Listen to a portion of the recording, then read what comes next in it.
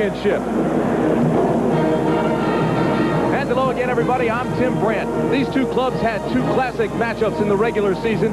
North Carolina had to come from 10 points down in the last 6 minutes to beat Wake in the game one. But then Wake Forest won in Chapel Hill. But in the title game today, the Deacs are banged up. Rusty LaRue comes in with a badly sprained thumb, and Randolph Childress has a dislocated finger. Working with me today is Dan Bonner. Dan, what is the latest on Randolph Childress, and how will it affect him? Well, let's concentrate on Rusty LaRue for a second as we see Childress getting hurt. LaRue's an important factor. Childress, however, is a critical factor. It's that middle knuckle on his pinky finger. He says it hurts him more catching the ball and dribbling the ball than it does shooting the ball, and you can see that he has shot the ball extremely well in this ACC tournament. Tim Duncan, however, is Mr. Inside, and Duncan has done a marvelous job in this ACC tournament, as he has done all year, and Randolph Childress knows how important the inside game must be. We're at our best when me and Timmy have proper balance on the inside, outside, and scoring and things like that. It's a little difficult to win games when you're so heavily sided either inside or outside, because you need the proper balance to win in this league and in this conference. I can tell you this, it will be a war in the paint today with Wallace and Duncan. Well, Wallace and Duncan are two of the premier centers, not only in the ACC, but in the country. You get a look at Duncan there on your left and Wallace on your right. Wallace shooting a lot of dunks so far in this tournament because he runs up and down the court very effectively. Wallace did the job against Joe Smith yesterday. Is he up to the challenge? Definitely head-on collision, because I know he's not going to back down from the Carolina challenge, and I know I won't back down. Just play the basketball I know how to play. It's not going to be no trick moves or anything like that. Just go straight up.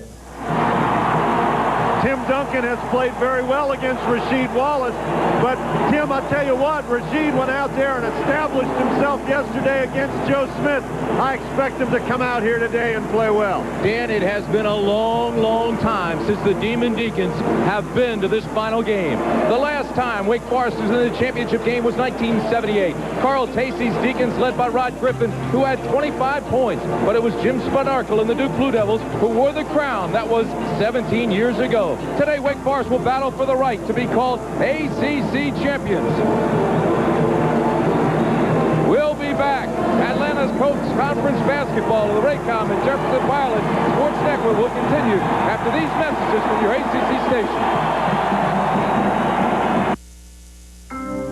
Game one at Winston-Salem, the Tar Heels went ahead by 1 after a Wake Forest 5-second violation at Donna Williams' basket, but the Deacs couldn't convert when they had a chance to win it. Now, game 2 in Chapel Hill, Tim Duncan held Rasheed Wallace to no field goals, only 4 points.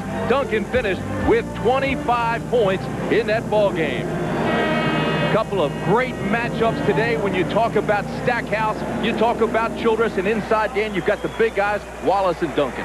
Well, I think this is going to be really fascinating because you've got two of the best players in the country in Childress and Duncan, but their teammates have to step up because this starting 5 for North Carolina is as good as there is in the country. All right, now let's meet the participants of this championship game.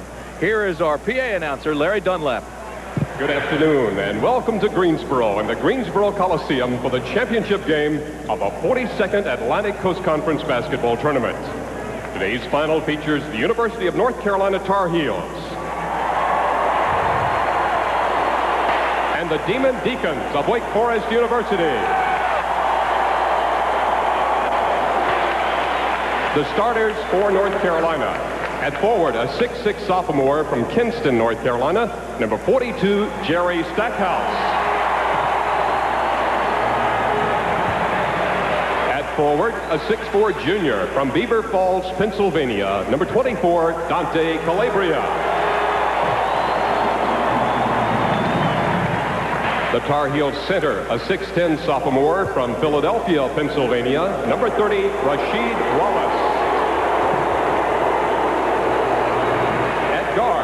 A 6'4" sophomore from Charlotte, North Carolina, number 5, Jeff McGinnis.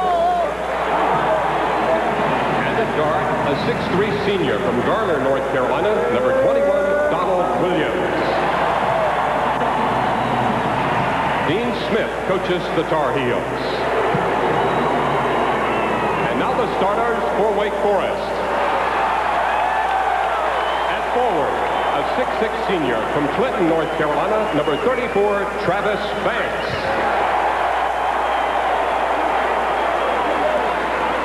At forward, a 6'10" sophomore from Valladolid, Spain, number 44, Ricky Peral.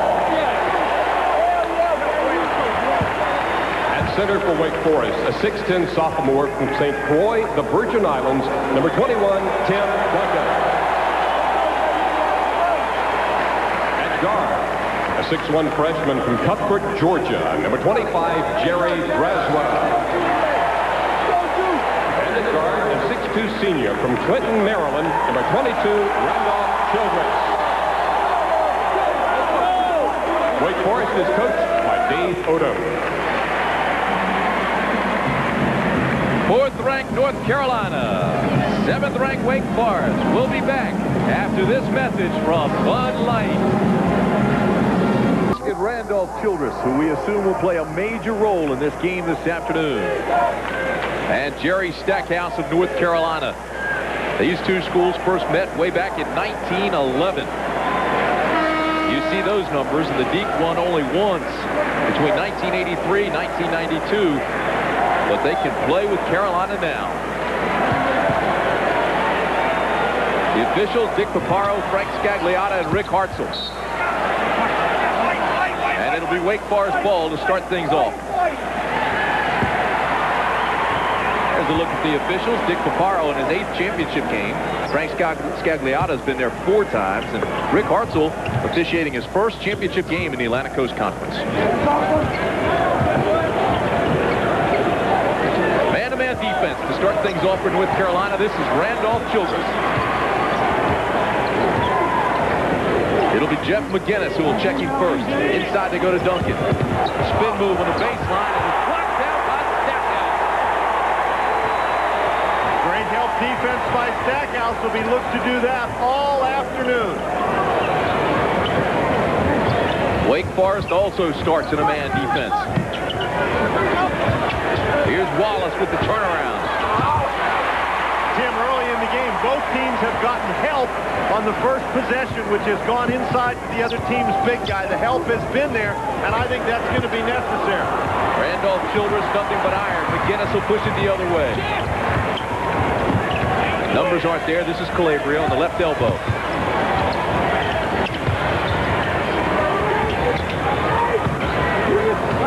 Williams working on Peral. He walked. You know, I've really been impressed with Ricky Peral in this tournament. At his size, almost 6 feet 10, his ability to move his feet out on the perimeter. That time he prevented the penetration by Donald Williams and forced the walk.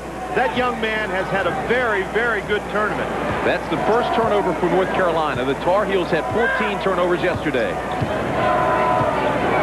It's important that Wake Forest score consistently. Now, that sounds like a silly thing to say, but you've got to put the ball in the basket to prevent North Carolina's transition offense from being in full gear. Great block out by Wallace. Wouldn't let Duncan inside. Here he is at the top of the key. And Wake Forest has done a nice job getting back on defense the first couple of trips. And there's Wallace away. 2-0 North Carolina. That's why he's shooting almost 74% from the field, Tim. He's dunking about every other shot. Childress off balance too hard.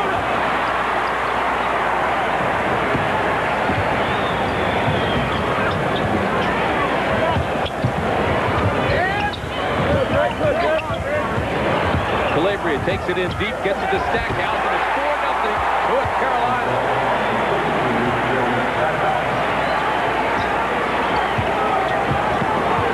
Nice pass. Great pass backdoor to Jerry Braswell. And Jerry Stackhouse just barely missed that one. Stackhouse has really been a presence defensively early in the game. Braswell is just a freshman, but Dave Odom says he is totally unaffected by his surroundings. As Dave said, he could be playing in Dean's living room and wouldn't be affected. That would affect most of us unless Dean has a real high ceiling. Here's Williams, blocked out by Duncan.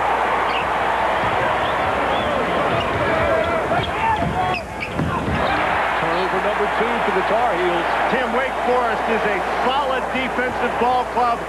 One of the reasons is that they move their feet very effectively and prevent the penetration, but another reason when penetration occurs, you've got number 21 there to help you out, and that time the penetration was stopped and the ball was thrown out of bounds. 16:55 to play in the first half. It's a 4-2 game. North Carolina leads. Wallace got a hand on it. McGinnis takes it to the other end, and he gets caught in the air. Turnover number 3. Duncan caught him there. 3-on-2, and Wake Forest lost the numbers. Childress shoots from outside. That's for 3. Wake with its first lead. Great decision by Ricky Peral to not take an open 3 and give it to Randolph Childress.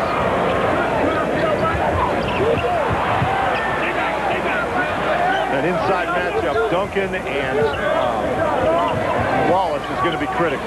Calabria from outside, too hard. Oh, great rebound.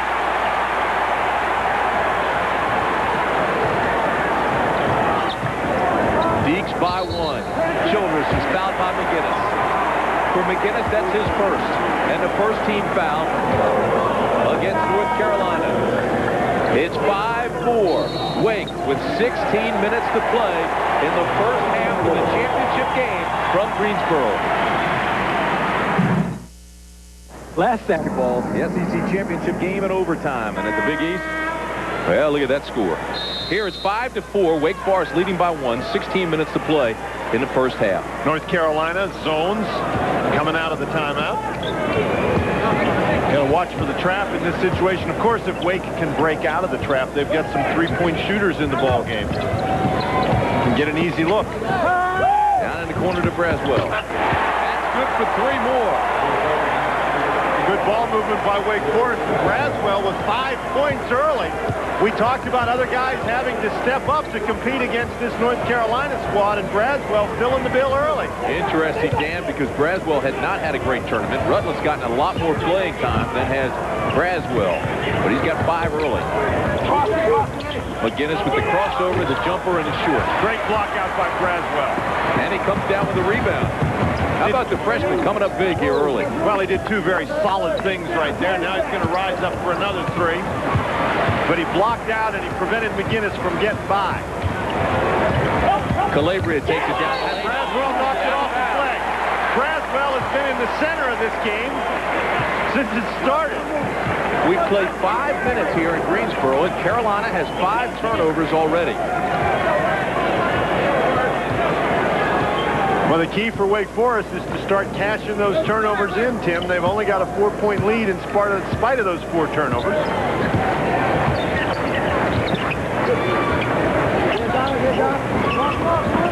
Inside to go to Peral. They double on him, and so they kick it out to Duncan. Duncan gets it back. Here's Peral for 2. Carolina's got a 3-on-3. Stackhouse tries to outrun him and loses it out of bounds. Stackhouse did outrun them. He outran the ball. He outran Wake Forest. He outran everybody.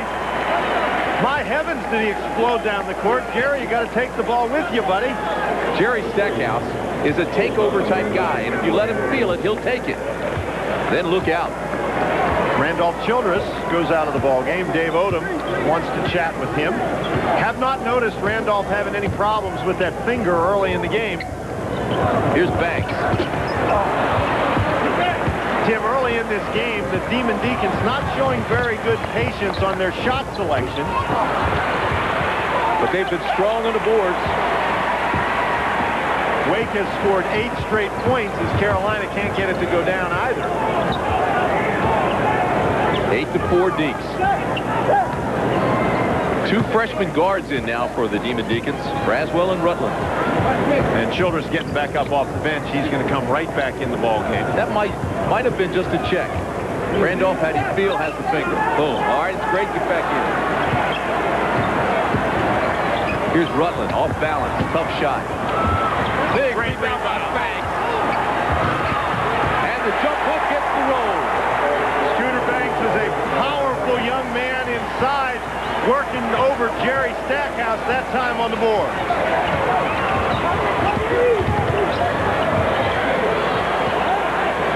Crowd wanted to walk with McGinnis. Here's Williams. Williams for 3. Oh, that's nicely done. 10-7 Wake Forest. See if Wake Forest tries to exploit the Ricardo Peral, Dante Calabria matchup on this end of the court as we get a look at the three-point numbers. Peral, of course, at 6'10", Calabria only about 6'4", 6'5".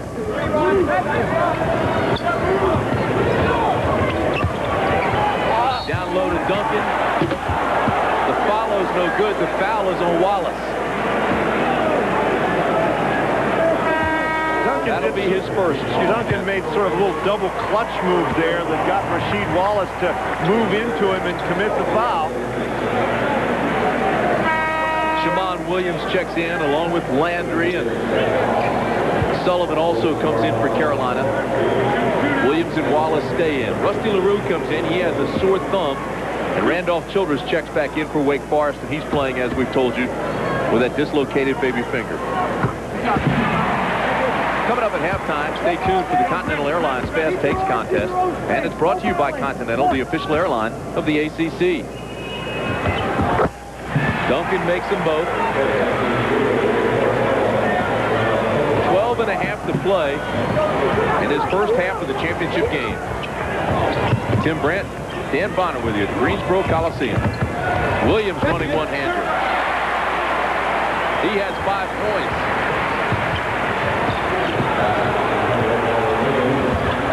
Slapped away from Childress. Wallace was out in front. Williams couldn't get it to him. The numbers aren't there for LaRue. Well, the only number he needs to know about is 22, and he found it. On the other side, Tony Rutland was jumping up and down that he was open, and Randolph says, all right, be patient. Here we go. We'll set things. But they lose it. Neither team handling the ball particularly well early in the game. That's now 3 turnovers by Wake Forest. Each team doing an outstanding job helping out against the other team's big guy. 11:35 to play in the first half. We'll be back after this message from Budweiser. Williams gets it back. Over to Landry from beyond the arc. Nice board by Sullivan, but he lost.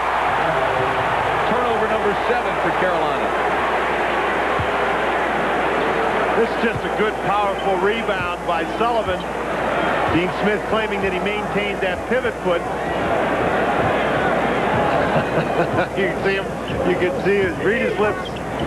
The words pivot foot were there. LaRue will fire for 3. Blank off the iron. Here come the Tar Heels. Wake Forest not shooting the ball particularly well early in the game. Williams.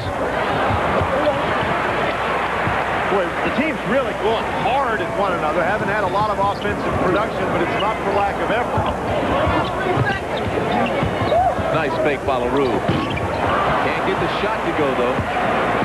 You know, Randolph Childress, it appears to me, is having trouble handling the basketball, Tim. Well, Danny told us out here just before the game that the finger is sore. Here's Wallace. And Rutland is fouled by Landry. Well, he did talk about the finger being sore. He said he hoped the adrenaline would get going. As you look at Pierce Landry, Landry had an interesting game yesterday. Didn't he? He played 11 minutes and fouled out. 2 points, 5 fouls in 11 minutes. But Childress, twice in this game, as Childress has brought the ball up the court and tried to get himself in position to shoot, I've had the impression that he lost control of the ball because he couldn't handle it with that right hand. He told us that he thought there'd be more problems handling the ball than shooting it, and thus far, it appears that he has been correct.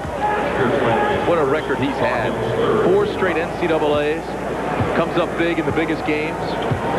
Odom says the only thing about him that's permanent is his strong will. Nice little jump hook by Duncan. Boy, great recognition by Wake Forest. Wallace goes to the bench for a breather, and they go right at Zwicker. 5-point lead for Wake Forest. McGinnis gets it back. Kicks it out to Landry. Stackhouse with a follow, and he's fouled. Braswell got it. That'll be the first on Braswell and the first team foul against Wake Forest. You know, a key for Carolina this year has been the ability to limit opponents' chances at the foul line. Keep them off the charity stripe. Rasheed Wallace taking his breather. I think particularly early in the game, they're Arkansas. Don't count them out of anything yet as they win the SEC championship. But early in this game, I think you'll see both coaches going to their bench frequently. We get down toward the end of the game, though, I think you'll see the starters in the game. Banks comes back in, and Duncan gets his first blow. Stackhouse is a 72% free throw shooter. He's had a great season. So tough. Misses that one. And that's what you call snatching a rebound right there by Scooter Banks. And interestingly, Duncan goes to the bench, and so Dean Smith calls Rasheed Wallace from his seat and sends him to the scorer's table to come back in. Deeks by 5.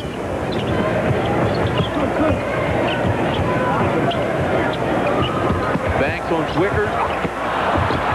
Stackhouse with a rebound.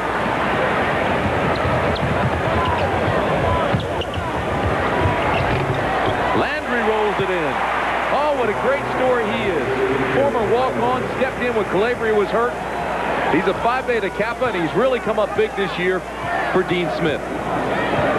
It's one of the few times in this ball game that North Carolina has been able to get a transition opportunity. For all, too hard. Carolina making a run. Here's McGinnis. Inside they go, and it's taken away by Childress.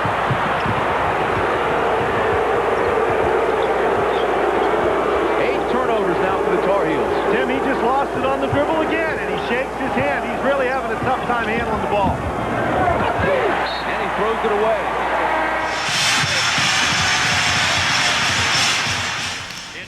So a great finish, and Dick thinks Arkansas still may be a 1 seed. We'll talk about that more at halftime of the ACC championship game. We'll get you right back there. There's been a little scoring drought in that one.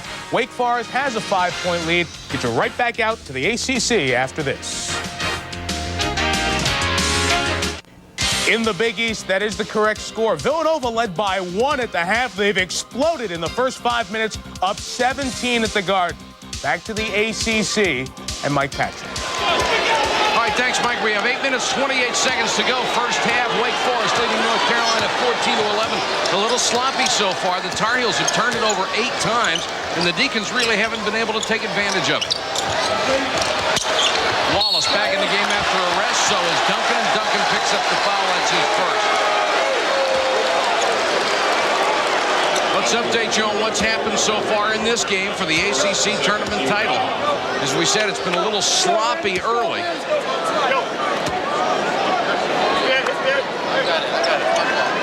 Carolina hitting only 5 of 16. Wake only 5 of 18. And Braswell is the leading scorer with 5 points. He had not scored in the tournament until today. And a miss by Wallace at the free throw line.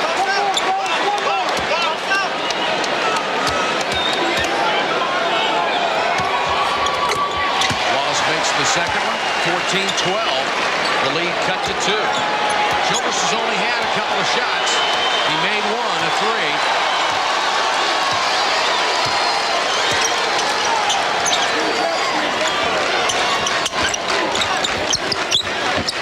Dean Smith is substituted early. Childress gets his second long-range bomb.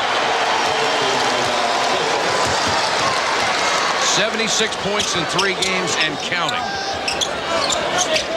Dante Calabria. Stackhouse and Duncan fighting for it. Banks clobbers Stackhouse.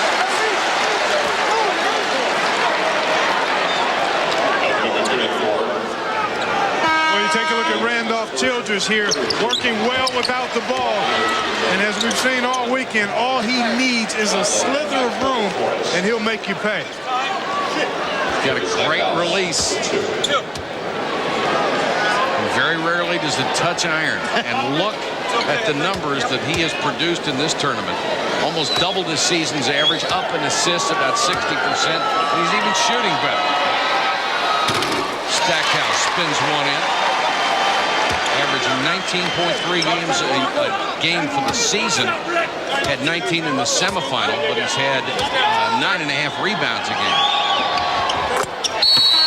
Hits them both. Stackhouse with a pair from the line. 7:40 to go in the half. Wake by 3. What you're about to see is a fantasy based on great service from Home Shopping Club. Service at my doorstep, that's my philosophy. Just give me some attention. Come on, be good to me. I want to be served. I love being served, yeah. Whether it's club card, another card, flex pay, or anyway. Home Shopping Club, how can I help you? I adore being served. Surprising what you find at home. Every day you're bombarded with messages, newspapers, magazines, radio, television, even cyberspace. They tell you what to wear, what to eat, how to feel. Bravo, the network that celebrates creativity, brings you a series that uncovers the manipulation behind the media and its creative process. Media Television, Saturdays at 6:30 Eastern, Mondays at 10:30 Eastern, only on Bravo, the Film and Arts Network.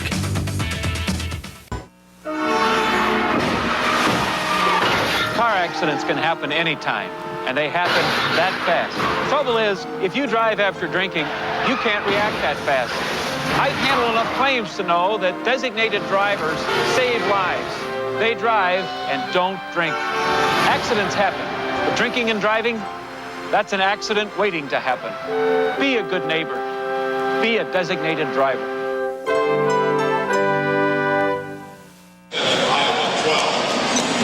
We're back at the beautiful Greensboro Coliseum where Wake Forest is leading North Carolina 17-14. 7:40 to go first half. Here's the matchup between the two big guys during the regular season, Clark. Yeah, and you can see in the first game, Wallace had 17 points. Duncan has been effective in both. In that second meeting, Wake Forest won that one, and Rasheed Wallace, double and triple teamed an awful lot, did not score a field goal, was basically throwing the ball outside to his perimeter teammates. He only has 3 points in this game. 1 field goal, however. I think in the early going, many folks that were watching the other game didn't see it, but this basically has started, as you might expect, on the third day of very intense, dramatic action in this tournament.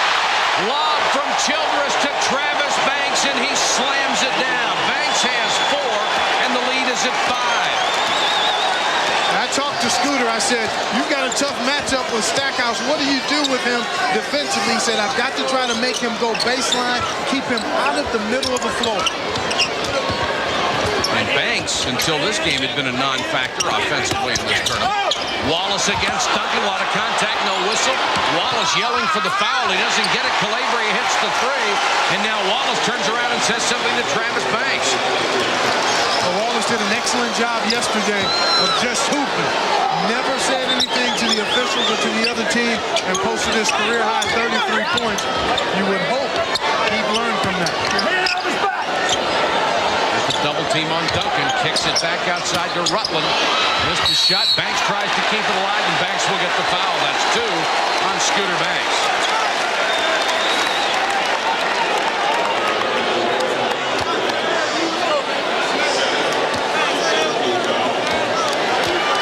Dave Odom trying to win a school record 24th game this year. Does the winner of this game, Clark, get a #1 seed in the NCAA? Boy, we've been working together too long. I was just trying to run that around in my mind because Kentucky in that dramatic come-from-behind win in overtime, you think they've got one. Kansas losing in the Big 8 tournament. I think the winner of this tournament has to get the #1 seed. But the other question is, what about the loser? Exactly. And did you see the move by Childress that left the brilliant defender McGinnis on the floor? And Childress buried his 3rd 3 of the game. Calabria comes right back to hit a jumper, and the tempo is picking up. Childress already with 9, all on 3s. Run him around another screen. Good pass to Perall, but he missed the shot. Got the long rebound and fed it out of bounds.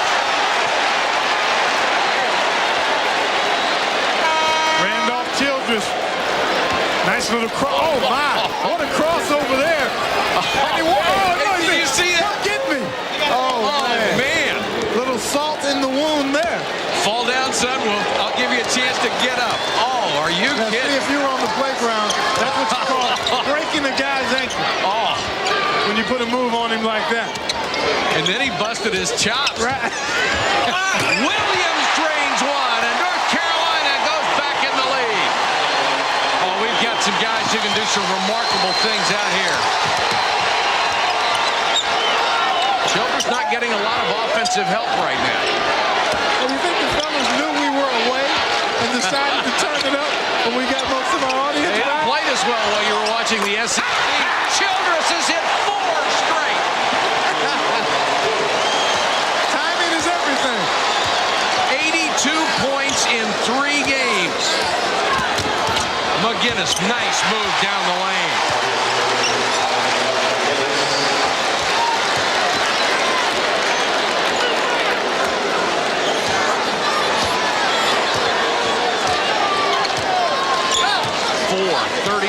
And counting first half. Well, the crowd is tight too, I tell you. 23,311 waiting to see what's going to transpire here. Nice job by Calabria to get the ball out. Nice crossover by McGinnis. But then Duncan was right there. Here comes Childress. He'll wait for help. Wait for a screen. There's a foul on Williams, and Williams jumped straight up in the air and came really close to getting a tee. Well, Donald Williams, thinking that foul call was anticipated, a slight smirk on the face of Randolph Childress. Maybe he feels like he got away with one there. That's 1 on Donald Williams, the 4th team foul against North Carolina. Tim Duncan has not really had a chance to get many touches. Wake Forest, they're an excellent three-point shooting team, but sometimes I think they're a little quick with the three-point shot. LaRue has missed 2, hits his first. The football team starting quarterback with a bad thumb drains the 3. That's 5 for Wake as a team. Make it 6. They've hit 6 of 11. That's why you want to keep Stackhouse out of the middle of the floor, Mike. He makes things happen when he's able to penetrate to the goal that way. And he's got yeast in his shoes and long arms, so he's able to finish well above the rack. 2 on Tim Duncan. Something Dave Odom doesn't want to hear about, that second foul on his big man.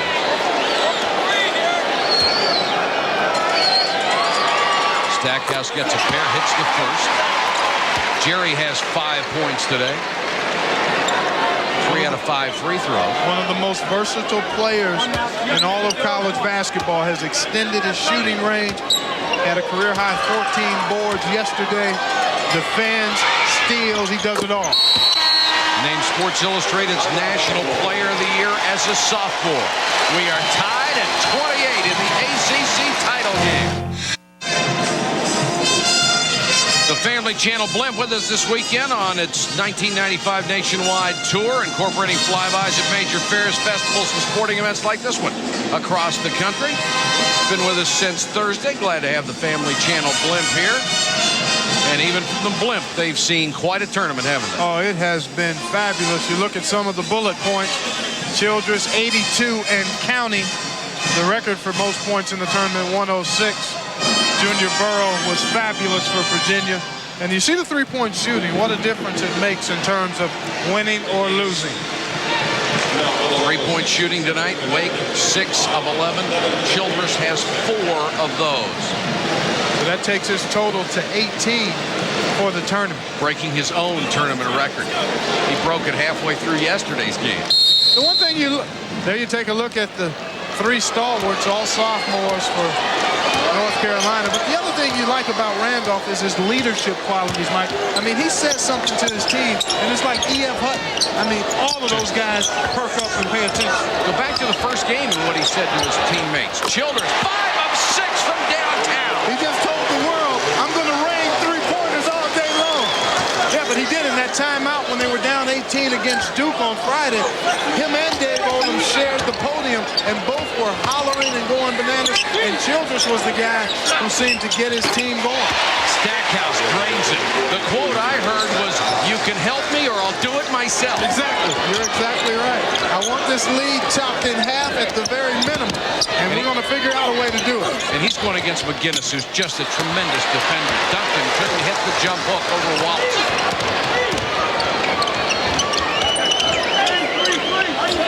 McGinnis against LaRue in the man-to-man defense. Now they're in the zone. Stackhouse, nice pass to Wallace. Tough fadeaway.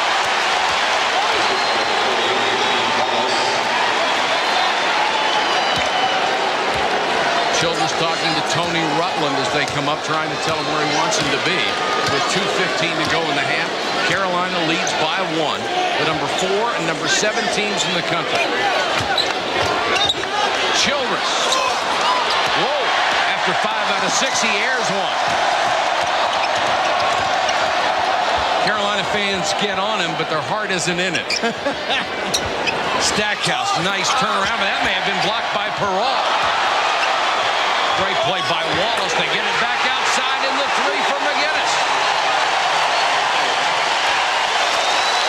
Oh, this is special.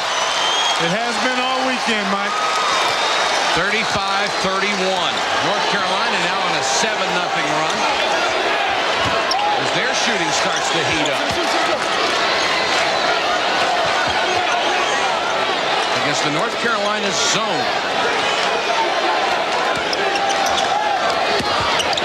Duncan, jump hook. Yeah, big fella. Yeah. Duncan has 6.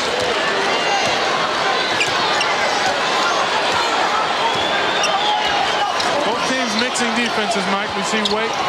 And again, partly because neither team really has extensive depth. You go to the zone, you don't want to get lazy and cautious in the zone, but it certainly gives you a chance to maybe not get into foul trouble as much.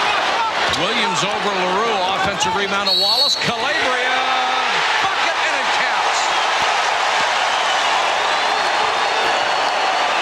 But the only danger, the flip side to that zone coin, you get yourself out of foul difficulty situations, but you don't have blockout responsibilities. A second shot opportunity retrieved by Wallace. Nice little dump down to Calabria. Good find here by Rasheed Wallace, and then Calabria finishes it off. Foul was on Perrault. Calabria, a 72% free throw shooter, misses that one. Dante had his first double-double. He and I had a nice chuckle about that in the warm-ups. He said he's never gotten that many rebounds. Had a career-high 10 yesterday. Nice save by Duncan after the air ball 3 from LaRue. Yeah, Calabria's rebounded very well all year long. And for a guy 6'4" playing against the guys he's going against, to get 10 rebounds is remarkable. Carolina back into the man-to-man. Williams all over Rutland. Remember, there's no closely guarded call until he picks up his dribble. Rutland open. Duncan. And maybe Duncan over the back. If it is, it's 3. Boy, that's a tough call, Mike. As a former offensive rebounder myself, so many times that call is anticipated. Duncan was at the ball before Stackhouse got there. See, he was at the ball, and Stackhouse slid back into him. I think that's a very tough call. See, he's got the ball. You're right. He's got the ball. There's no contact. So many times, if a guy is behind, the official anticipates that he's made contact. Obviously, they don't have the benefit of the replay, and this is as strong an officiating crew as you can get, but I think they missed one. But you're right about the anticipation, and officials are always warned not to anticipate. Don't call what you don't see. Well, you know how much harder that is to do than it is to say. I wouldn't be out there in a striped shirt for all the world. Stackhouse, 8.6 rebounds. Missed the free throw, though. LaRue knocked it out of bounds. Carolina's hit only 5 of 10 free throw attempts with 3.5 seconds to go. What a terrible way to pick up your 3rd foul right at the end of the half, too. Yeah, some people wondering maybe why he's on the floor, but he's been able to play without fouls before. Coming up at halftime, we'll get you highlights of everything. Stackhouse fouled by LaRue on the way up. That's Rusty LaRue's first. With a 4-point lead, Carolina, as it has done so often throughout Dean Smith's tenure, trying to build on the lead just before the half. They have an incredible knack for doing things like that. Well, they don't give up on plays. They're looking to maximize every single possession, Mike. And when you do that and you get in the habit of doing it, you expect some fruit from your labor, and that's why they're able to add a point or two or three to closing second possession. One thing to expect with Duncan having 3 fouls when we start the second half, Rasheed Wallace is going to get the ball a lot. Good call. Stackhouse really frustrated with himself. He's probably missed all, well, actually 4 of the 5 free throw misses before that one were by Stackhouse. Got the roll on that one. 1.6 seconds. And Childress fouled by Stackhouse. Oh, what a silly foul by Jerry Stackhouse. With 1.6 seconds, I know you have to respect Childress, but if he's going to make one from 55 feet, let him do it. Exactly. Tough call. But again, I don't think any damage is done other than the foul on Stackhouse. No shots. And I think they even waved off the foul. Or it was a non-shooting foul. We'll check. That's the half. 38-33. Carolina by 5. 38-33. North Carolina leading Wake Forest at halftime of the ACC Championship. These teams, remarkably enough, have never met for the title in the ACC tournament. Mike Patrick, Clark Kellogg, Leslie Visser with us. Glad you could join us for the ACC. Just a remarkable first half, remarkable tournament. Boy, it's been fabulous. I mean, what a blessing to be here and to experience this drama, the great play, and we've got another 20 minutes of it. Randolph Childress has been the most remarkable of all through the first 2.5 games. He has been fabulous and had a strong first half again. Here we take a look at him. A nice feed for Travis Banks. Movement without the orange. Sets up McGinnis. Catch, fire, mark it up. Now, a little fun time for Randolph. Off the spring, off this pick again. Now, here he has a little fun. Nifty crossover. Come on, taste some of this, Jeff. Come get some of that. You got to get it out of the net, though. All in fun. Here's what he's done. Game 1, a tournament record 8 threes. He had 40 points. Another tournament record 70 points for 2 games after 30 in the second. Today, he's hit 5 of 7 threes, has 15 points, and chasing the all-time record, Lenny Rosenbluth, 106 points in 3 games in 1957. Still got a shot. But more importantly to Randolph Childress and his teammates, they're down by 5 to North Carolina. They want this title. Tim Duncan has 3 fouls, folks. So it'll be interesting to see how long he can go and how aggressive he can be without picking up number 4. Backdoor to Stackhouse, and he missed it. Carolina finished the first half with a 10-2 run. Rutland makes the 3. That's all really Childress needs is some support to win any game against anybody. Certainly that's been the case this weekend. Balanced scoring for North Carolina in the first half. All the starters between 5 and 9 points. Williams with a runner did not get the roll. And Duncan has to be so careful with those 3 fouls. He plays with so much poise. He's the kind of guy that can play with fouls. He's smart, and he's got tremendous composure. Good effort by Banks to get the miss by Childress. Let's see if they try to get Duncan going a little bit offensively. He only took 5 shots in the first half, made 2 of them. Childress for 3, in and out. Duncan got a hand on it, but knocked it out of bounds.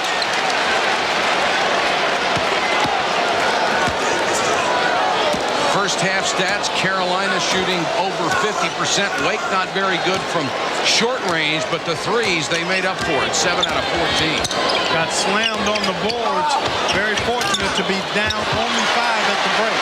Wallace with a miss. Duncan with his 8th rebound.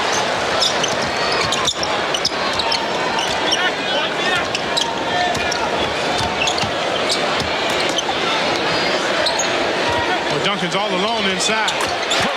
Hits the 3. Ricardo Perol from Spain puts Wake Forest back on top by 1. They've been an excellent come-from-behind team the whole time in this tournament. Offensive foul on North Carolina. Let's take a look, folks. We've got the isolated cam on it. Duncan and Wallace. There's Wallace, the swim stroke. Good whistle. 2 on Rasheed Wallace, and you better believe Dave Odom was holding his breath. If it had been 4 on Duncan, his championship hopes might have evaporated.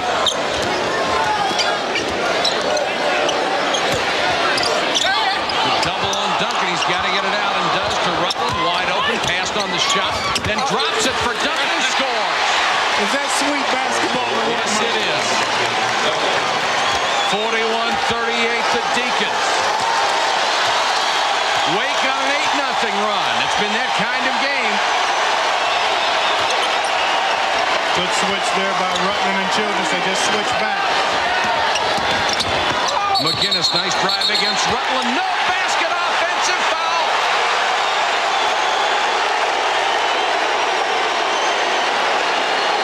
Back-to-back offensive fouls on Carolina. Here's McGinnis. Sure. That defender is allowed to go up vertically as long as he's in good position before the shot is taken and before the offensive player gets into his move. An excellent call. The fans here don't like it, but it was the right call. 10 turnovers on North Carolina as Villanova advances over UConn. Childress. Got it!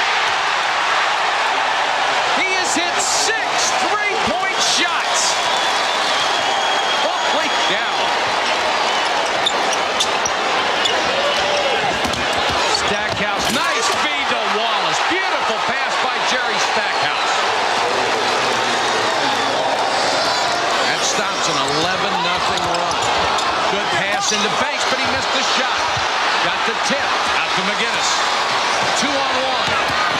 Rasheed knocked away by Childress. And he traveled. Randolph Childress can do it at that end, too.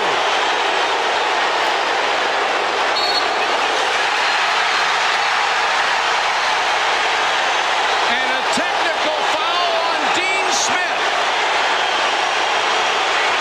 And he is going head-to-head with Dick Paparo.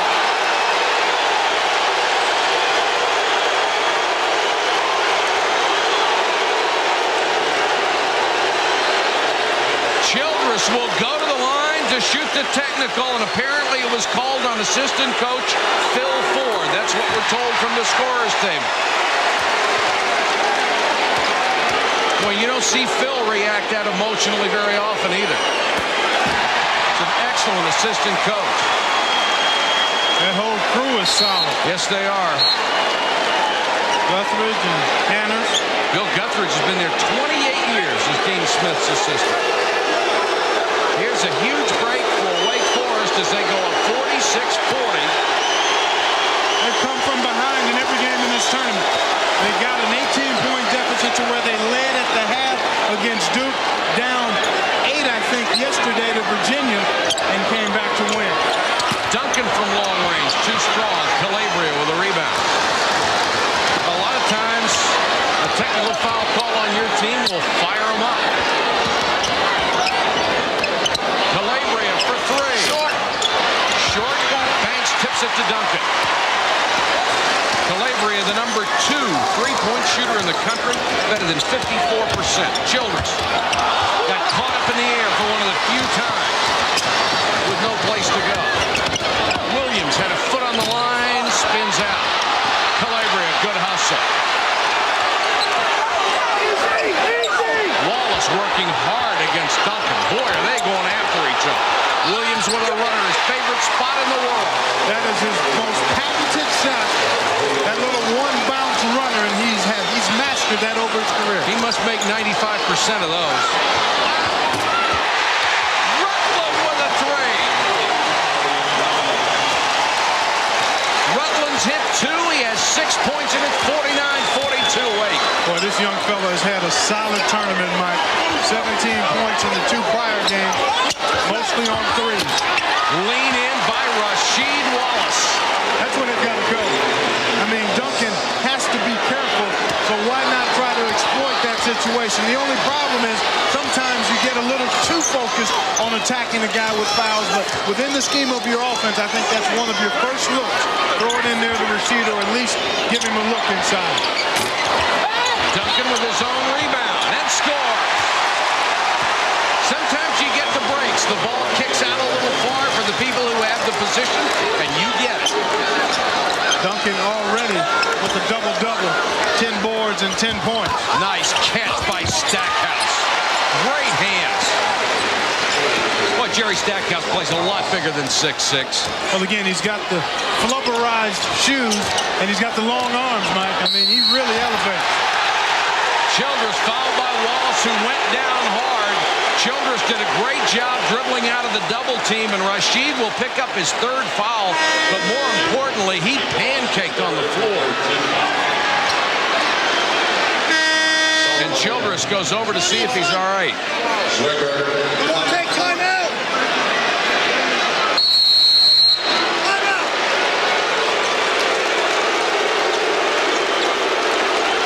Here you take a look. There's the bump.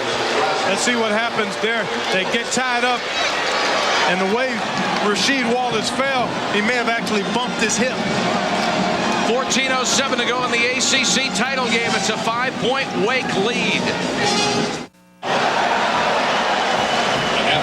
14:07 to go in the ACC championship game. Wake Forest leading North Carolina by 5. And if you really hear, as you see Rasheed Wallace getting a breather after he went down hard. See, let's try to analyze this fall. I don't think it's his ankle. I think, look how awkwardly he falls on his left side. I think he may have actually bruised the hip. Again, it's pure speculation, but I don't know if, in fact, it would have been his ankle. Nobody's really paid any attention to his ankle, and he seems to be fine. Yeah. He did pick up his third foul on that play, so I think that's more the reason that he's not on the floor. Yeah, he doesn't appear to be uncomfortable right now, which is great news for North Carolina. Zurich Zwicker is in his place in the middle. Zone defense now by Carolina. Dangerous against this excellent three-point shooting team. Childress now 6 of 11 from long range. Wake Forest is a team 11 of 21. That's what's given them the lead. Landry passes on the shot. Dave Odom electing to rest Tim Duncan while Rasheed Wallace is out. Stackhouse against Perrault. Kicks it out to Landry. Got it! Pierce Landry, the former walk-on, the Phi Beta Kappa, living his dream and playing in his hometown for the ACC championship. Not bad. That's a different kind of hoop dream. Yes, sir.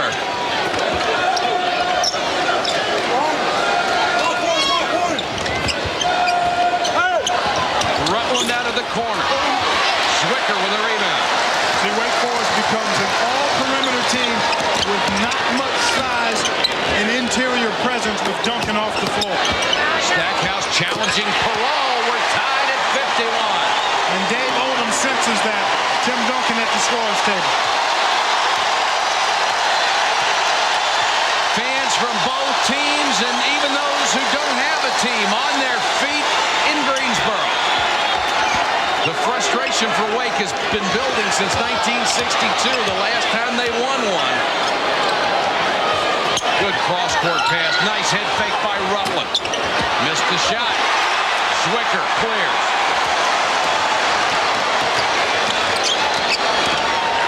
This has all the earmarks of one of Carolina's patented runs.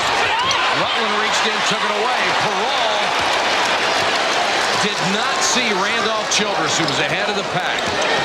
He's working on Landry, and Landry knocks Childress to the floor. And Randolph slow to get up. I think he's telling the guys he's okay. Foul on Landry, his second. Let's take a look. Here's the bump. They actually knock knees, and then look how arched Randolph Childress' back is, so he's not able to brace his fall at all.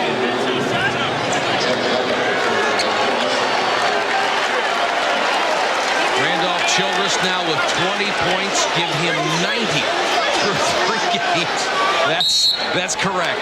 90. Only 16 behind Lenny Rosenbluth in 1957. Well, I'd attack Zwicker with Duncan right now. See if he can play Duncan at all in there.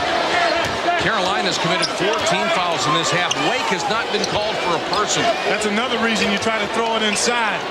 Move that free throw situation into your favor. Nice block, Stackhouse. you're in jeopardy. Oh, big time. Again, he's got the wingspan of a condor, and he can hop. So when you've got a guy like that around you, you better lift him with a ball fake. LaRue, too strong. Braswell, nice rebound. So one thing about the three-point shots, you get the long rebounds, you get a better chance.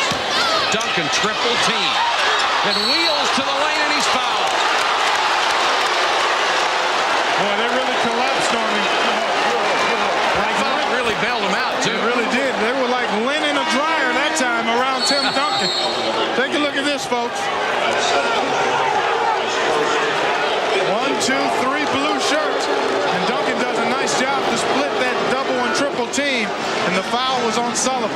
And Stackhouse was ready to swat it into the third row. Tied at 51.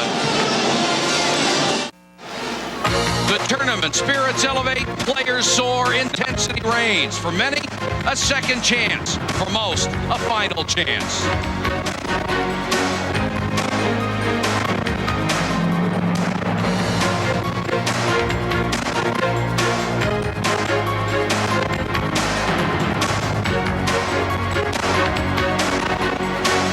I've been lucky enough to cover a lot of ACC championships during my career, but this one just might be the best. This is only my second. Had to miss last year's, but boy, this has been fabulous.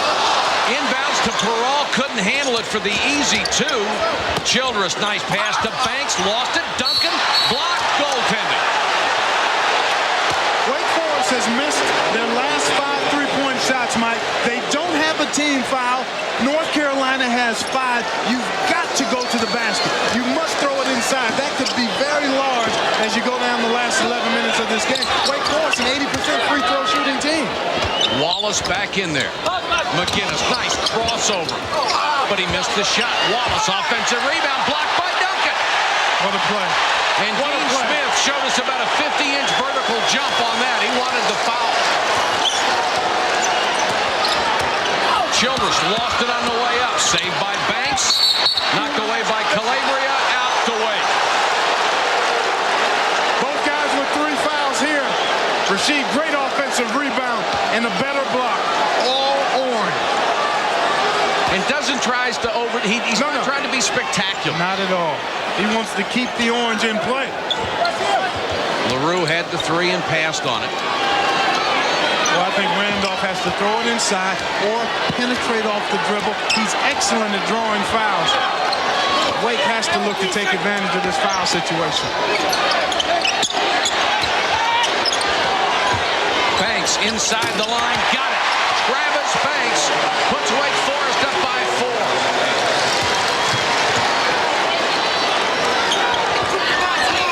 Carolina going with its starting 5. Nice entry to Stackhouse.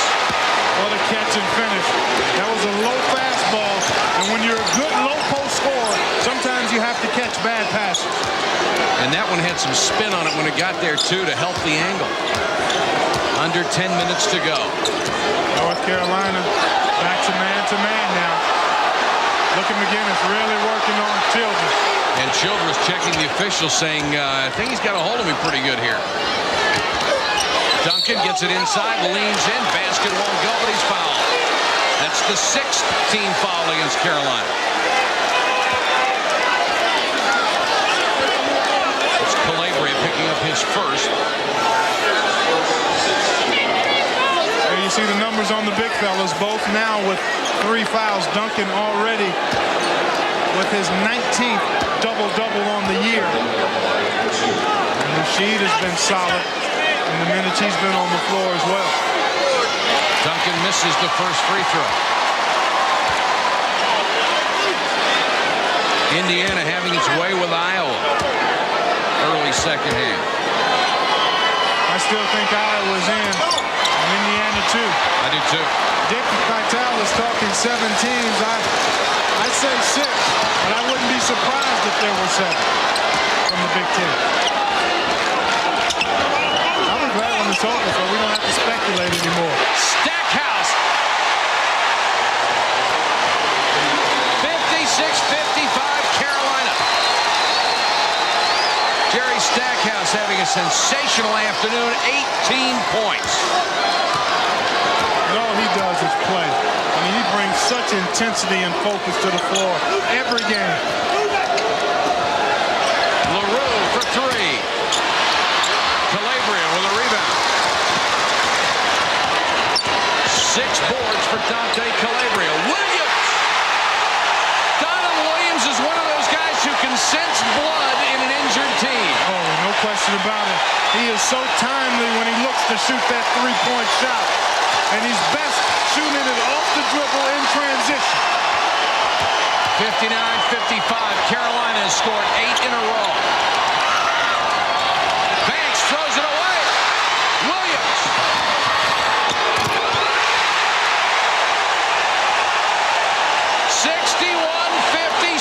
Tar Heel. 61-55, pardon me.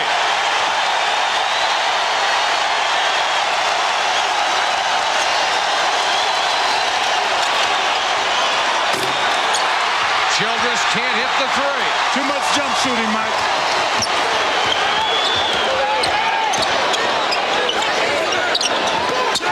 Rashid, short. Duncan rebound. Here comes Childress, got by McGinnis, and McGinnis had no choice but to foul him. That's 3 on McGinnis. Rasheed Wallace down, writhing in pain. Couldn't quite tell what happened there on that possession. Oh, he looks hurt.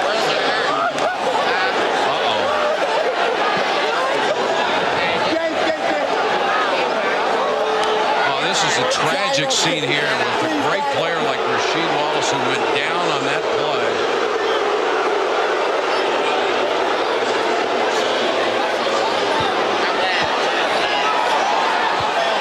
Well, Clark, my heart really goes out to him.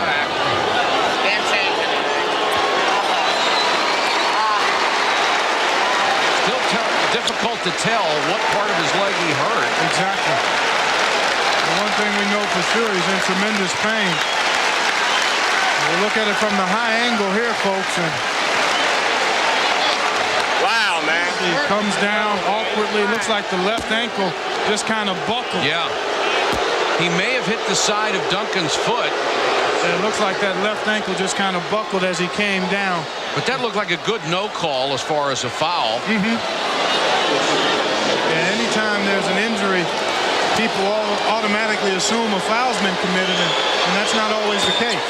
Childress with a rare miss from the free throw line. The rebound to Duncan and a jump ball. Gives it back to Wake Forest. We've got a timeout. 61-55. North Carolina by 6 over Wake.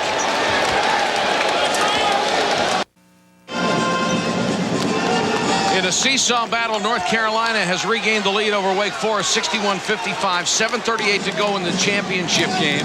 Trying to check for you on the condition of Rasheed Wallace, who went down and was in obvious agony at the end of the court and did not want to put any weight on that ankle, and now it looks like they're trying to retape it, Clark.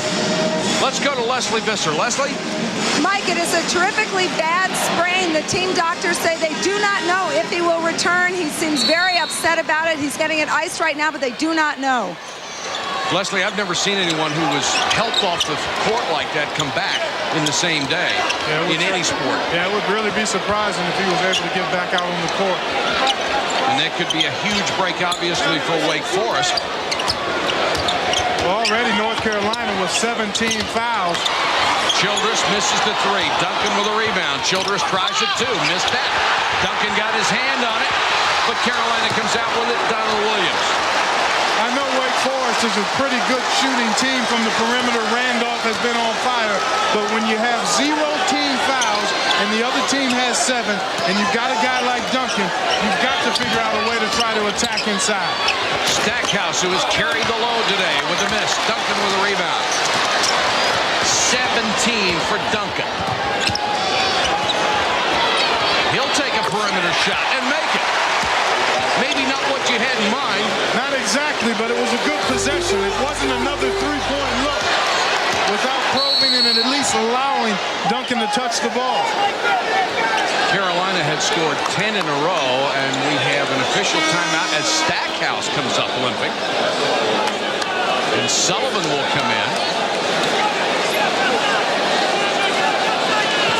Gee whiz, that's just awful to watch. I think Stackhouse, well, I won't speculate. We'll wait and see. A lot of offense sitting beside Dean Smith on the North Carolina bench. I think Stackhouse took a shot to that area below the waist that you don't like to get hit in. Oh, that one. Yeah. Calabria with a left-hand runner. The lead goes back to 6. Well, if you believe in momentum, this is the time for Wake Forest with 2 superstars sitting on the bench to make something happen. Duncan, triple team. Jump ball situation, North Carolina ball. The expression rarely, if ever, changes. As a matter of fact, now I'm sure Stackhouse, I'm sure of what happened to Jerry. Just needed to regroup, take a few deep breaths, and then get everything together and get back on the court. Well, you said you thought about a lot of things if your ankle gets hurt. A few things run through your mind on that one, too. 5:36 to go in the championship game. The lead is 6 for North Carolina. They'll be as patient as they can on offense. Get good shots. Calabria caught at the baseline. Shot clock at 1. Zwicker kept it alive but knocked it out of bounds. North Carolina doing a great job in their zone defense as you take a look at Rasheed Wallace's left ankle being iced down. But they're doing a nice job defensively, really packing it in and forcing Wake Forest to take the perimeter shot. They won't allow Duncan to get a good look, even if he catches it inside. Wake has missed its last 7 3-point shots. Well, I think Dean Smith has said, look, we're not going to let Duncan beat us inside. We're going to keep Childress from penetrating. If they beat us, they're going to have to beat us from outside.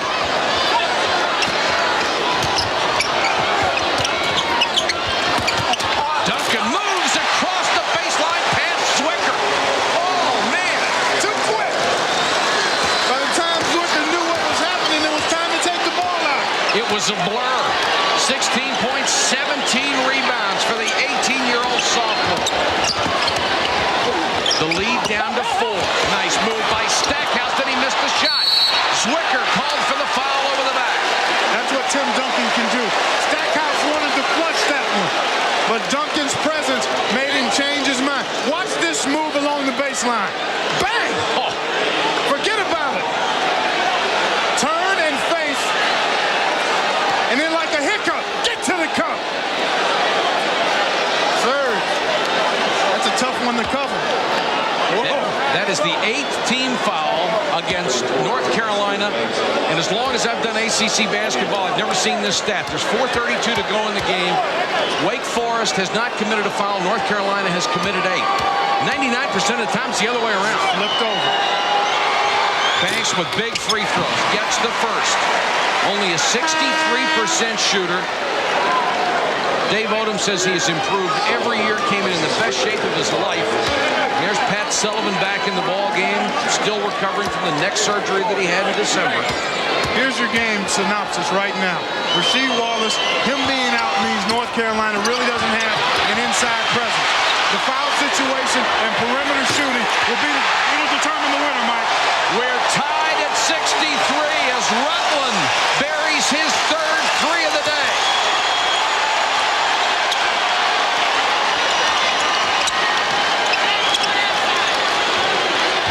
Are you surprised it's tied with 4 minutes to go? Neither are we. McGinnis in the lane. Tough shot by McGinnis. Childress has been stuck on 20 points for quite a while. No more. Man, he's heard you all weekend long, Mike. 7 threes. 23 points for Childress. Wake by 1.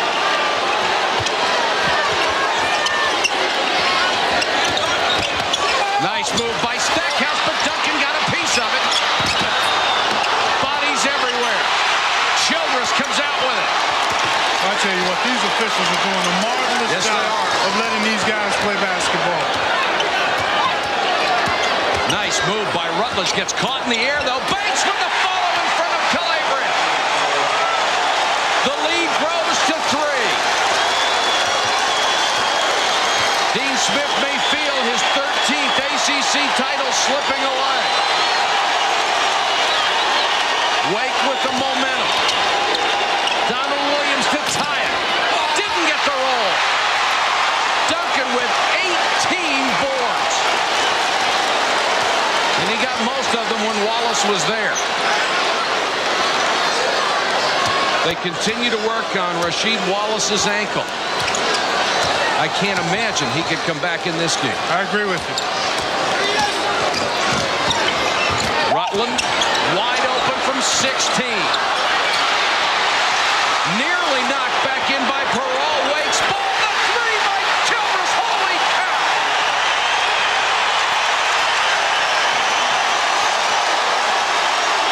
Randolph Childress has 26. The lead is 6. And there's the foul on Childress. The first mistake he's made all day. He has been so good this weekend, it's hard to describe it. And if you've not seen it Friday and Saturday, I tell you what, you really missed a special 3-day performance by Childress. In 3 games, Randolph Childress has lit up this place. 40, 30, and 26.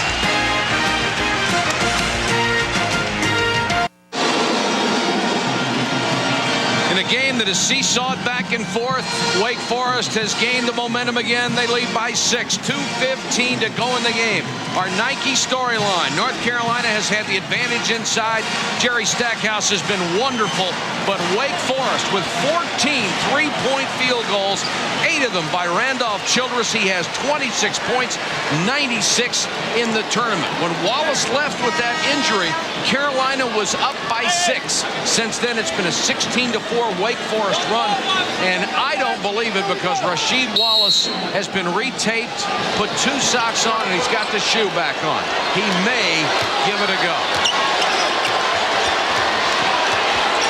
2:09 and counting. Carolina certainly has the 3-point shooters to get back in a hurry. Williams. He's fouled. He'll get 3 free throws. Whoa. And Duncan was there to grab the board. And as you look at Rasheed Wallace trying to walk on it. And as a right-handed player, that left ankle is your push-off foot. It's your pivot foot. And the way he twisted it, like you, I can't imagine that he'd be able to come back. If it was his right foot, maybe. But even then, it would be very unlikely. Williams at the free throw line, only a 61% free throw shooter, as Carolina has struggled from the line this year, but at the end, they seem to make most, if not all of them. Dean Smith, 826 career victories, 827 would be very sweet if he could get it today. Carolina's only hit 7 of 13 free throws. 8 of 14, and Williams will get another.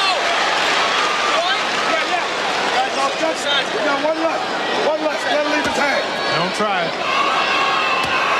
That's bad news for Rasheed, but probably the best judgment at this point. Williams makes 2 of 3. Stackhouse with a rebound, jump ball situation. Possession arrow will give it to Wake. Another nice piece of officiating. Although Dean would not agree. Maybe a fraction quick, but it's hard to argue with the call. You want the ball in Childress's hands because he's an 83% free throw shooter. Here comes the trap. Well, you know, in the first meeting, Wake had a significant lead, had a 10-point lead with 6 minutes to go, and some pressure caused turnovers, and they ended up blowing that game. In a different situation now. Bad pass by Rutland. Look out for Stackhouse. Just as you mentioned, the defense, when you get out of your offense, can give you trouble. Well, so often Wake will sometimes make lazy horizontal passes. See, these floaters, you've got to put some zing on these passes. And you've also got to look to penetrate off the dribble. You've got to go north and south, east and west to get you in trouble. Bad pass by LaRue. Calabria for the tie. He missed it. Childress then fouled by Stackhouse. East and west will kill you against pressure.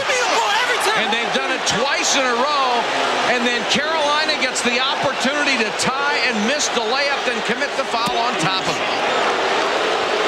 Oh, man. Stackhouse on the pilfer, just shoots the gap. See, that's a long distance to throw a soft bounce pass, and he makes sure he's going to finish this one with 2 hands. And then Dante Calabria gets the steal, but I think he loses this ball on the way up. You know, he made a play like this yesterday against Exree Hill. Just got back into his path and then ended up on the back end of that same kind of play as LaRue bothered him enough to cause the miss. Childress, one of the best free throw shooters in the country, makes it a 3-point game. And you can tell on the replay, Calabria was not touched by LaRue as he went by him to try to bother him. Sometimes that's enough. Today, only 6 out of 10. But in clutch time, Childress buries both of them. Randolph Childress, 28 points, 5 assists on the day. He has scored 98 in the ACC tournament.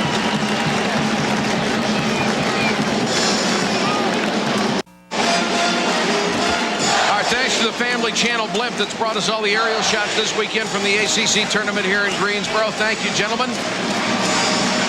And we remind you, tonight at 6, we'll have John Saunders, Dick Vitale, and Digger Phelps. They'll give you the men's NCAA basketball selection special at 6 o'clock Eastern. But we are far from done here. 1:03 to go in this game.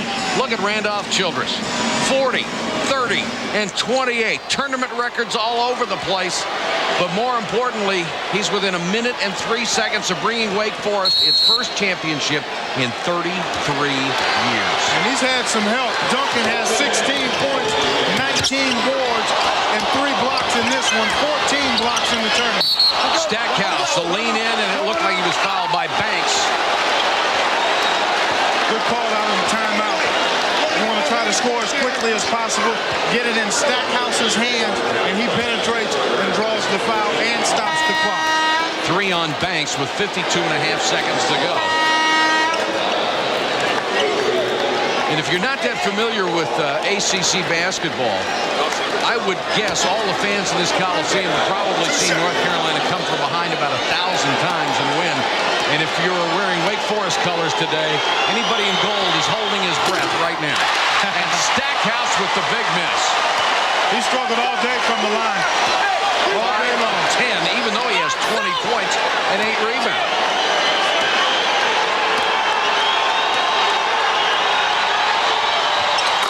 Got the second one.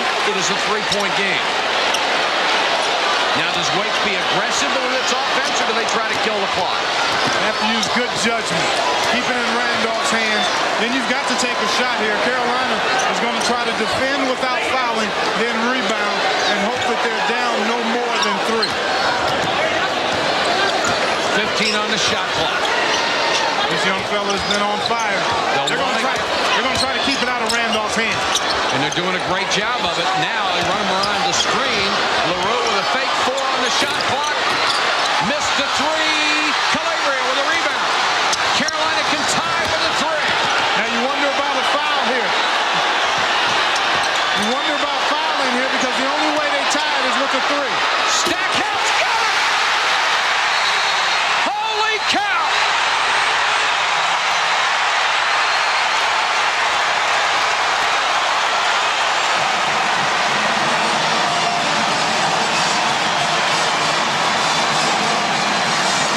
He's not a big-time player or anything, is he? Money time. He made a big one yesterday, too, Mike. Well, you take a look. And I don't know. I may have to agree with Dick Vitale on this. He talked and screamed about it yesterday in this situation. Maybe you go ahead and commit the foul, give up 2, squeeze the orange on your inbounds possession and win. That's a great shot. But he can't take it if you're fouling. Dave Odom watching that 3. Oh, and he just said, foul the guy. But I'll remember, Clark, a game last year when I was a proponent of the same thing.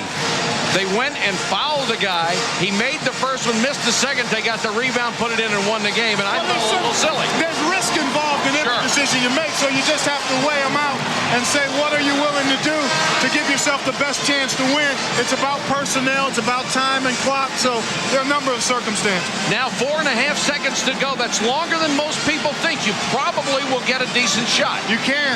I think they need to get it into somebody else and then get it to Randolph. I think North Carolina probably will double him immediately if he catches it in the backcourt. I think they've got to keep him somewhere where when he catches it, he has a chance to make a move. That wouldn't be in the backcourt. He needs to be at half court, somewhere in that area where he can maybe get a catch and then go to work. Rutland can shoot the three, so can Perall if Childress is covered. And Duncan will inbound. And it doesn't look like they're going to cover Duncan. Well, you wish you had somebody else that can inbound for you and use Duncan maybe as the first catcher that could maybe get it inside, get it to Childress after his catch. But I guess he may be their best inbounds passer. Dean Smith finally sends his fifth player out. He's got Calabria.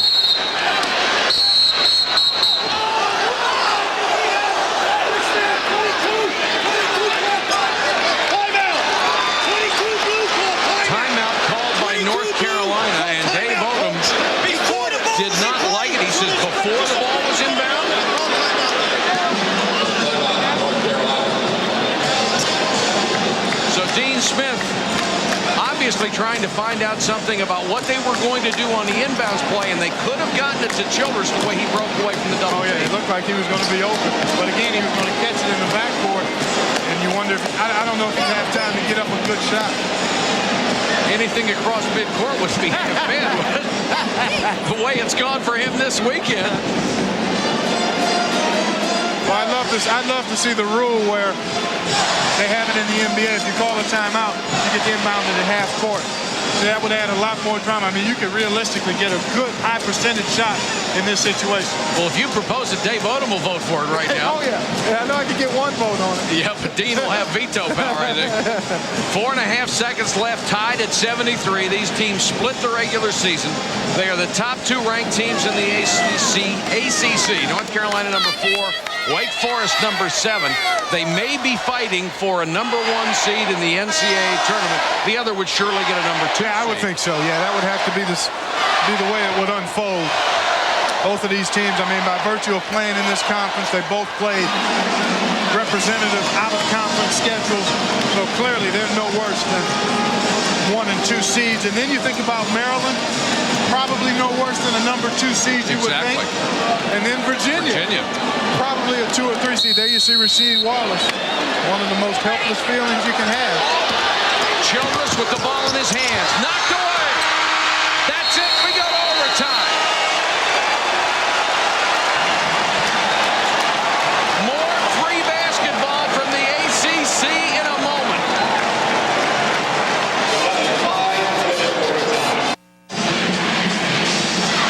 Tied at 73 as we go to overtime in the ACC championship game. And the fans here couldn't ask for more. Here you take a look at the last play. Good job by Landry and McGinnis. Jeff gets a hand in there to knock it away and prevent Randolph from even getting a shot up. If this overtime seems familiar to you in the ACC tournament, they played in the semifinals last year in overtime, and North Carolina won in OT 86-84. And that was the last time Wake Forest had an overtime game. They didn't like the outcome of that one. Well, I tell you what, with Rasheed Wallace out with the ankle injury, Stackhouse and Williams look to take over for North Carolina. If you're Wake, Tim Duncan played that entire half with 3 fouls. Did not pick up his 4th. So now I think you've really got to try to exploit his advantage inside. And then obviously Randolph, who's been the maestro all weekend, will look to continue to play sweet music. Childress with great body control. Nearly wrapped himself into a pretzel, still came down, didn't travel. Stackhouse on Duncan. Boy, Jerry gives away a lot of inches. Too much. They can't play him in there. Double team on Childress. Nice job by Calabria. Spins out of it. Childress for 3. Holy cow! He's got 31 points. He is so tough-minded, Mike. It's at 9 of 16 threes. He just busted through that double team. And that was pretty good defense by North Carolina. Yes, it was. So in 3 games, he's had 40, 30, and 31. Stackhouse slashing down the lane, fouled by Banks. That's 4 on Banks. Stackhouse has been wonderfully impressive today, as he has been all year long. He's got the whole package. Needs to continue to work on his dribble skills, but he's only a sophomore, so you're going to see continued improvement in his game. But he does everything you want a guy of his size to do. At the pro level, he'll be a 2-guard, I think.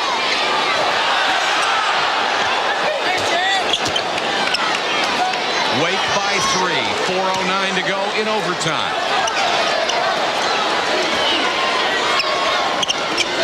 Carolina being very patient. Trademark of their offense. You look at Tim Duncan. He can just kind of help out in there. Calabria hangs in the lane. Nice soft touch. 76-75. North Carolina really doesn't have an inside presence, so that will allow Duncan to roam and not be worried about picking up a 4th foul. He can just play his normal game now. Childress with a runner and banked it home.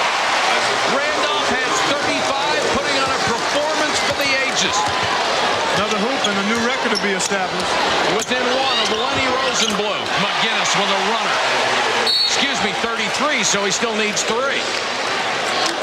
And this is like one of those games on the playground. The light, it starts getting dark outside, and you can't determine a winner, and nobody wants to go home. Lenny Rosenblum's record has stood since 1957. And if you're guarding Childress, there's 3:05 left. That's a lifetime. We saw him get 10 in a minute and 30, didn't we, on Friday? Rutland trying to get away from a double team. May have gotten away with a push-off. Gets it back. Shot clock at 5. Rutland with a long 3. Peral kicks it out, but Williams picks it up. Carolina can take the lead.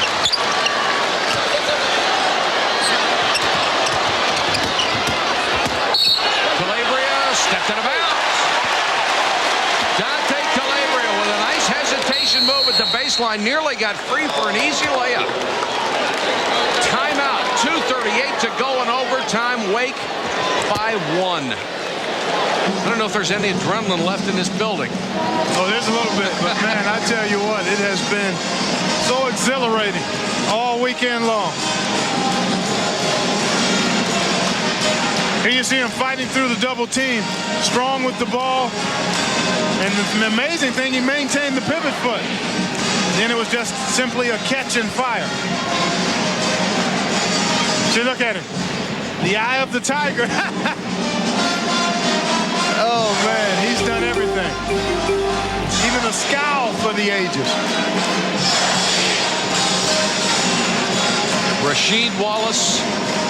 Oh, you got a feel for him. My goodness. Apparently had a severe ankle injury late in the second half. Could not put on any weight on it as he came out of the game and was screaming in pain as he lay under the basket where he had fallen.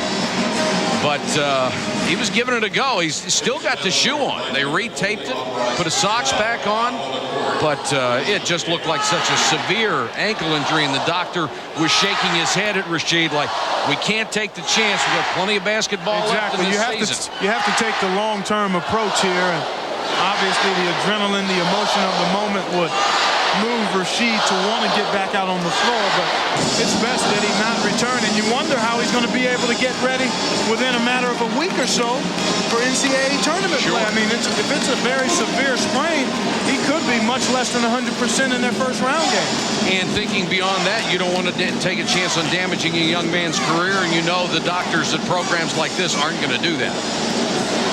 Another look at it, folks. This is what happened to Rasheed Wallace. Came down awkwardly right there on the left ankle. And I don't know if he actually rolled it on Tim Duncan's foot or if it was just the awkward manner in which he came down. Either way, he's been out for about, I guess, 10 minutes of the second half and then all of the overtime. Randolph Childress with 33 points. I still don't understand how come Tim Duncan hasn't touched it in the overtime. I mean, Stackhouse is on it. You've got the bonus situation. And part of it may be Duncan not being aggressive enough looking for it. Childress for three, way short. Calabria with a rebound. Carolina with another shot at the lead. And you're right, you've got a great weapon inside, and he hasn't come within hailing distance of it.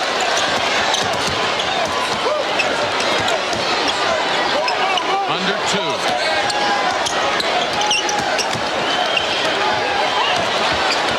Shot clock at 13. Williams for three. Spun out. Duncan with a rebound. Double team. Duncan with 20 boards. Mike, he is so good at getting a rebound and keeping it high and legally spreading his elbows. I mean, he's a throwback in that way. You see very few guys do it as textbook perfect as he does. Rebound, keep it chest and chin high, and then get it to your outlet guard. Childress with a hanger. 35 for Randolph Childress to lead his three. Well, I just figured it out. The reason Duncan's not going to touch it is because Randolph said, I'm going to win or lose it, guys. Sullivan thought about the three, wouldn't take it. Stackhouse will. Childress with a rebound. Here comes the pressure and backcourt dribbles through it. Childress down the lane. Offensive foul.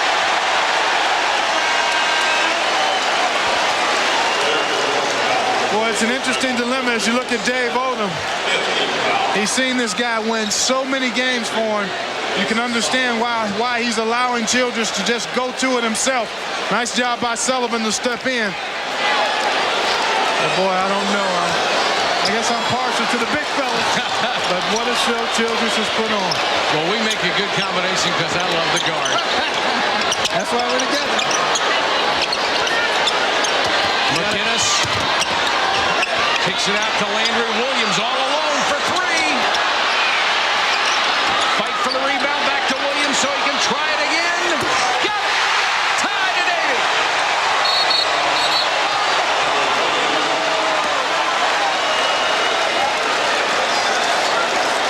21.7 seconds to go. And Wake Forest will get a chance to run its end of the game play again. We'll be back to reset it for you at the ACC after this. Tied at 80 in overtime for the ACC championship. 21.7 seconds to go. It will be Wake Forest ball. Here's how we got to 80-80. Great work on the offensive glass. Williams, a great look there. Stackhouse housing his way to that rebound. And then another look. Williams thought about it. He's better off the dribble, Mike. He is better shooting it with one bounce. Now check out this reaction. Now take a look at Rasheed Wallace. Look at that left foot. That's the 1 foot stomp right there. Understandably so, that left one is in a lot of pain. Williams with 20 points 2 years ago, the MVP of the Final Four when he shot lights out. And he has 20 today. And he has give it to Childress. You know, he's quietly had a very solid senior year. Stackhouse and Wallace get tremendous amount of attention. Parole. That ball almost went out of bounds. So you got to get busy now. Got to get busy now. Penetration. Give yourself a chance. Randolph Childress just broke the tournament record and put North Carolina down by 2. Nobody has ever scored this many points in an ACC tournament. Randolph Childress 107. Holy cow. 40, 30, and 37 in 3 games. And he is not playing against the Little Sisters of the Poor either. Great execution here. Look at when he goes to work. If he misses, they've got a chance for an offensive rebound. He makes it. North Carolina still with enough time to get it up. But this is just a great take by Randolph. His eye never left that rim. Exactly 4 seconds to go. Childress with all 9 points in overtime. Money. And it's not monopoly money either. It's real stuff. Keep in mind, North Carolina, with Jerry Stackhouse showing you he can hit the three today as he has most of the year. They have 4 legitimate three-point shooters. A 3 would win it. That's what I go for. I try to shoot the 3, Mike. I try to set up a play, spread it, get it to Williams or McGinnis or Stackhouse. Let somebody shoot a 3. The selection special coming up at 6 o'clock Eastern. And you'll see the field of 64 and see where these two teams fit in. The feeling here, they may be playing for a #1 seed. Randolph Childress, 107 points. Nobody in the storied history of this league ever scored more in the ACC tournament. When you say storied history, that's accurate, but that still might be an understatement. That's right. And now another timeout as the coaches play chess and look at what kind of lineup they put on the floor and where they put them. This always fascinated me because now, do you go back and change it, or do you cross them up and keep the same thing? Well, you got to stay with what you call, and it's about execution at this point. I don't know if you can really see something in that little bit of a time, and in that little bit of time that's going to make you alter what you've called in the huddle. I really don't. And then defensively, you can make adjustments once you get on the floor. There's about 2 seconds between the time you get out there and the official hands the ball to the guy inbounding it. Two teams taking it as far as they can go in the ACC. North Carolina 24-4, Wake Forest 23-5. One more win will set a school record for victories. And the best seasons they have ever had, 23-9, 11 years ago. You have to go back to the glory days in 61 and 62 when they got 22 victories. Of course, when you played a much smaller schedule because they went to the Final Four of the NCAA that year when only one team would go out of a conference. Dave Odom looking for his first ACC tournament title ever. Dean Smith looking for his 13th. Marvelous weekend, and what a marvelous way to finish it here in Greensboro. See, this is good. You got Perot, who's got the long arms, and then Duncan back there, maybe defending. Sullivan, tough pass, Stackhouse, trying to call a timeout, and got it. Oh, man. Great, smart play by Stackhouse. He knew he was going to fall out of bounds. I don't know whether that timeout was planned or not, but he was falling out of bounds. We'll be back to Greensboro. An entire 3 seconds left to go in this one. In overtime, Wake by 2. 3 seconds left. You're looking at an aerial view of the Greensboro Coliseum, and we remind you, coming up at 6 tonight, the men's selection special, the field of 64 in the NCAA, down to 3 seconds, and Dick Caparo says, hold it. The official scorer, I believe, held up the play. Dean Smith really upset about that. He said, hey, we had something going here. Nobody defending the ball, so you've got 4 on 5, 5 on 4 defensively here. A 3 would win it. Stackhouse. No! Wake Forest wins the ACC!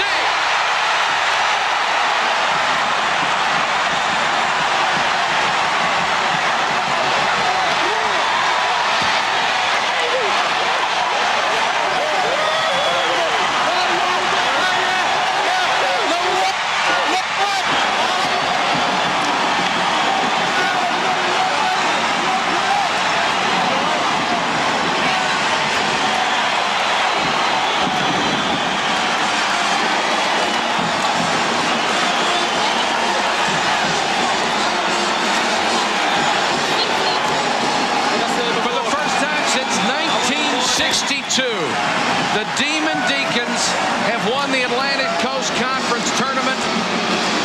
Dave Odom with his first.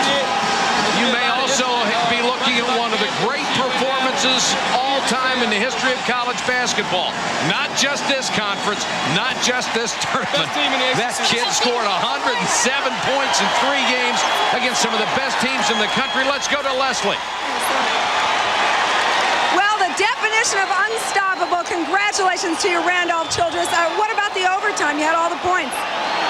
I didn't try to worry about it. I was just happy we won the game. I didn't go into the overtime expecting it, but the only thing Carolina was doing was trying to take the ball out of my hands. We were giving away leads. We struggled a little bit against Virginia because they were doing the same thing. if we were to lose this game, it was going to be because of me. I got the charge at the end. It was a bad play, but I'd rather have that type of aggression than let everyone else throw the ball away like they did at that stretch period of time. And my fault is as much as my responsibility as it was theirs. To do my part, I told the guys to give me the ball and get out of the way. If we lose, blame me. If we win, you take the win. Was it a help to have this man here? I love him. To me, he's the most underrated big guy in the country. He's one of the best to me. He's second to none. I'll take Tim Duncan over any big man in the country. Tim Duncan, talk about this game. Wake Forest's first title since 1962. What does it mean to you? It means everything to us. We worked the whole season so hard to get here, and nobody believed us, and we came out and did it ourselves. You were the top seed. Was it an advantage to have Rasheed Wallace out there for most of the game? He got injured. If he was out there, we'd play the same way. We just played a game out. What, in the overtime, talk about Randolph in that overtime. He was unbelievable. He hit everything. He took it on himself. He's a senior. This is his game. We're just out here to play it. Is this your last ACC tournament? No. Well, we hope not. Thanks for both of you. Congratulations. Back to you, Mike. All right, thank you, Leslie. Last play of the game, Clark, was everybody on their feet, hearts in their throat. Here you take a look, Stackhouse. And I like this call. I would have gone for the 3 as well. Go ahead and try to win it. Stackhouse gets a pretty good look, dunking on the challenge. And then actually, Landry had a tip. It looked like it would have counted. Look from another angle. Think about these videotapes, highlights. They never change. What happened live happens on these tapes. And Wake Forest gets their first championship in 33 years. When you think about Randolph Childress getting all the points in overtime, remember Dave Odom has said all season, Randolph Childress earned the right to take every big shot. For Clark Kellogg and Leslie Visser, this is Mike Patrick. Thanks for watching, everybody. Hope you enjoyed it as much as we did. It was awesome. Let's go to Mike Terry.